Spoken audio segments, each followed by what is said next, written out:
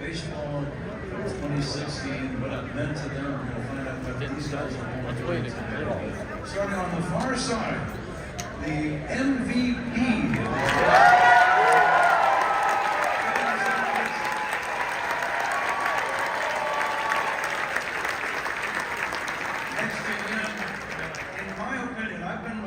Now, this will be my 29th season. In all those years, I think this guy has been the most consistent bullpen man for a great number of years, more than any other guy, Pedro Strop.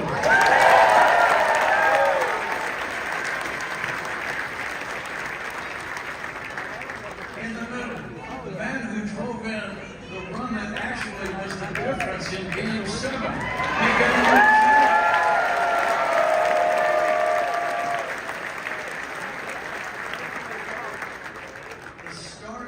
Game 7 and a guy that led the big leagues in earned run average in that season, Kyle Hendricks.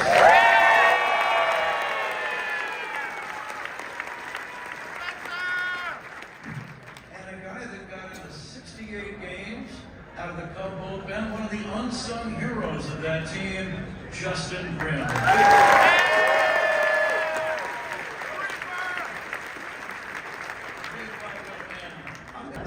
Well, it means so much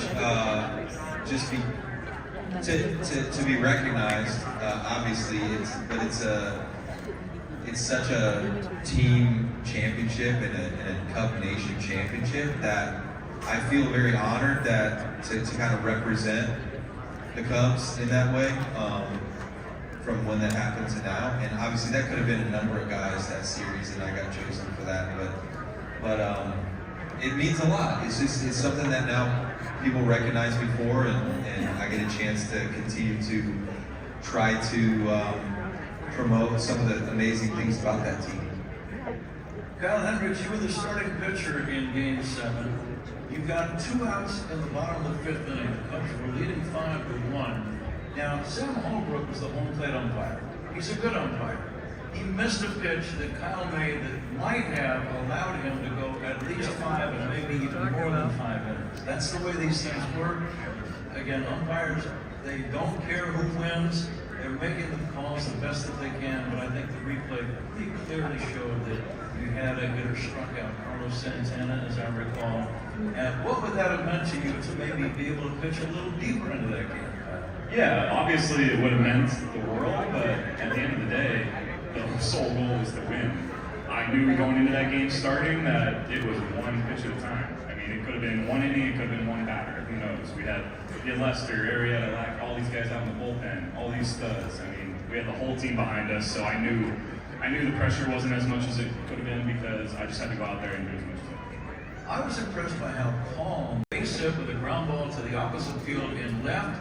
It gave the Cubs a 2-run lead, and there's a phrase in baseball, getting an insurance run. And that's exactly what that base hit provided, an insurance run, because the Indians would get one in the bottom of the 10th inning, but the Cubs hung on for a win. How did you approach that at bat, Miggy? Well, I mean, everybody talks about the at bat, but to me, the hardest part was like coming into catching the bottom of the 9th. Yes. So it's like I haven't caught a pitch in the whole World Series, so I don't even know what it feels like. You know, like I don't have any feel for the other hitters. So coming in with Chapman, they didn't really do it off, so he feels really bad about himself right now. And for me to try to get him through that inning, it was like it was pretty demanding. Steady. And then coming in and it was feeling easy. Give me the water, man. Probably 1 out, 1 out. We're putting our coats on. We're putting our coats on. And I still trying to figure out why he was sitting in running home. I was too slow, maybe. On the 10th inning, this is when the game is on the line, and this is it. It's do or die, it's make or break. It's trying to win a World Series for the first time in 108 years. You're catching, Mike Montgomery comes into the game out of the bullpen. How are you handling that pressure situation? Well, it was Carl Edwards. He started. I remember we got like 3-0 count. I'm the leadoff guy, and I went out on the mound and I told him, hey man, like, you're up by 2, just throw down the middle but don't walk back. Make the swing back. Right. Throw it down the middle, and I could see he was pretty tense. You know, like he was like I was too. I was panicking. Like, oh my god. So you know, I threw strike 1 after that, and then he ended up walking the guy, and then I remember, you know, when they bring Montgomery, and the first thing he asked me is like, hey, okay, how are we gonna start this guy? And I'm like, hey, I don't know.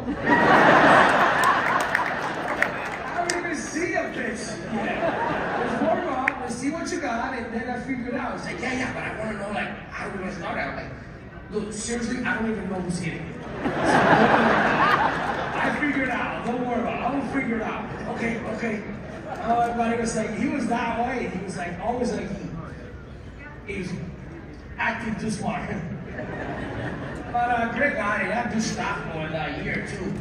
But like I said, on the bottom of the 9 was the one that was really, really stressful because it was the top of the order. It was, it was Kipnis, it was Napoli, Santana. Like, these guys can hit a homer anytime. Maybe a lead door, and I'm like, oh my god, you know, like, and I remember Chapman actually hung a few sliders, and I'm like, oh my god. I'm like, and I was like, oh my god, I'm like, what am I gonna call now? Like, I called probably 20 sliders and not hitting, maybe one fastball. So, and I knew if we give up a run, it was over. But at the bottom of the 10, it's like, we got 2-run lead. Like, I feel like, okay, we can give up a run here, and we still win the ball game, or, you know, we got room to navigate. But in the 9, we didn't have any room. And then, you know, like, these guys were hot, feeling sexy about themselves. They could start the game in the 9 and the 8, so it's like, oh boy. There was one pitch to Jason Kidd. I see it all the time. Yeah. Oh, yeah. People are like, I just love the joy, and I'm like, yes. Frolicking, getting your eyes. So forever, I'll be doing that. Yes. Yes, go right ahead. Ben Zobrist, this question's for Ben Zobrist. How hyped were you when you hit that double? Did you see me jump at second? I played basketball and I never jumped that high. So yeah, I was up there, man. And also, can you sign my card? Is that fair? Come on.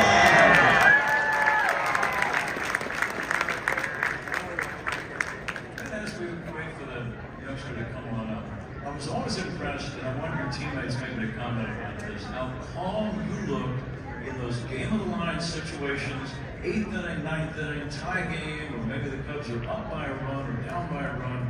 You always look like you were in control and not the pitcher. You always look like, I'm not really worried out here. He's got to throw the pitch in the strike zone. I'm just going to take it. I'm going to take a walk. What's your approach in those late inning at-bats that I love watching?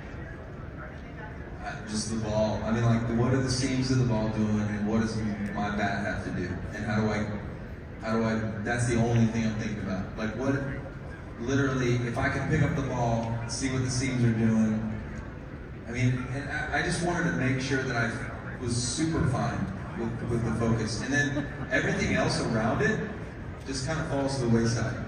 And I think that's honestly one of the biggest challenges that we have is like, it's distracting a lot of times to try to be that fine-tuned when there's so many other things going on. And I was 0 for 4 going into that last at bat in that game. You know, so it's so easy to let the past or the future get in that moment. But if you can stay present and stay focused on those details, that's kind of where it's at.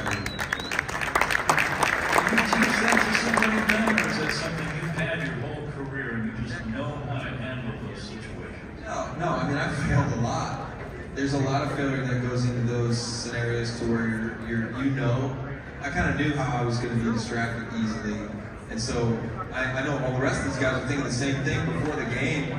you have distractions and things that you want to make sure you're trying to keep out of your mind to stay focused on your job. It's not my job to do everybody else's job. Just take care of your job and make sure you're ready to do it when it comes to your turn. And like if I'm playing left field, it's the same thing. Every pitch is what do my feet need to be doing. Can I see the ball coming out of the pitcher's hands so that I'm seeing the angle coming off the bat if it comes into left field? I might not get any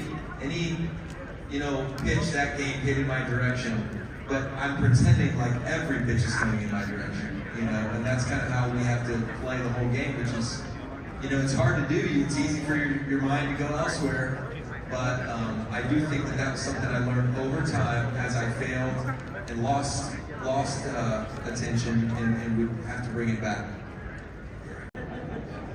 Darren, go right ahead.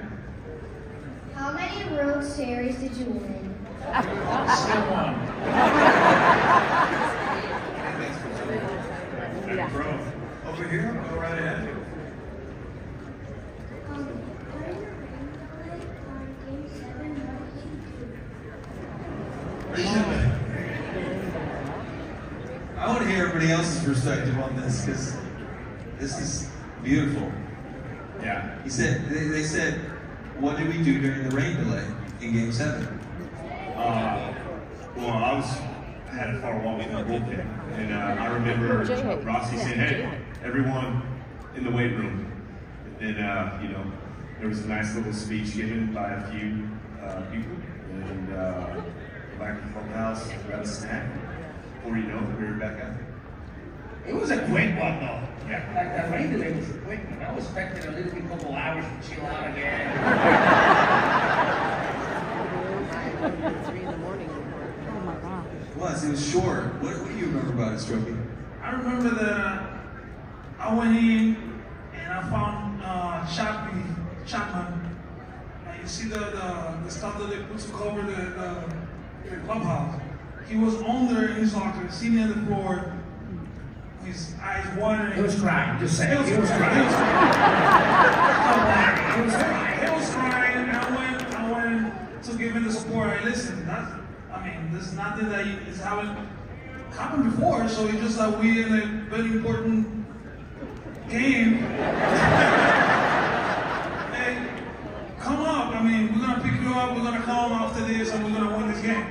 Just be ready because I think you're gonna be back in there. And then that's when Jason Hayward called the meeting and we went down. It was a pitch where a couple of the guys also talked, and I think that was a good click for the team to come back in that game. One thing I loved about that moment, and I don't know if you guys remember this as clearly as I feel like I did, okay, but one thing Hayward said when he started talking to us, and Chappie came. Chappie was one of the last guys into the room, and you could tell he was broken up about it. And Jay Hay started saying some stuff to us, and then I remember looking at Chappie going, "We got you." We got you, Chappie. Kind of like, hey. And then he also talked about we've had each other's backs all year long, and it was one of the most inspirational moments I've ever been a part of, for sure. Because as soon as he was done talking, other guys talked around the room. And it was like the timing of it was ridiculously perfect. Because as soon as we were done talking, there was a knock at the door of the club. He's like, "Hey, it's time to stretch." It was like literally our meeting was 15 minutes or whatever. And then it was over. That's what I remember. 17. Thank you.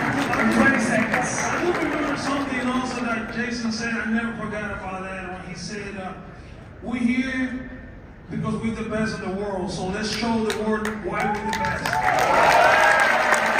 The year 2016 was, it's a year that nobody will forget, especially this guy right here, Glendon Rushford, called the alderman of Rush Street, because we know that Harry, he was the mayor of Wall Street, London. Thanks so much for stopping by. Obviously, spent 3 seasons with the Chicago Cubs. For you to get back here at Cubs Convention, just anything special about the passage of this film. It's the best. I never say no, especially now that I'm done, retired, and I can come back to the guys. It's the best. It's what you miss the most, the camaraderie and being around your old teammates.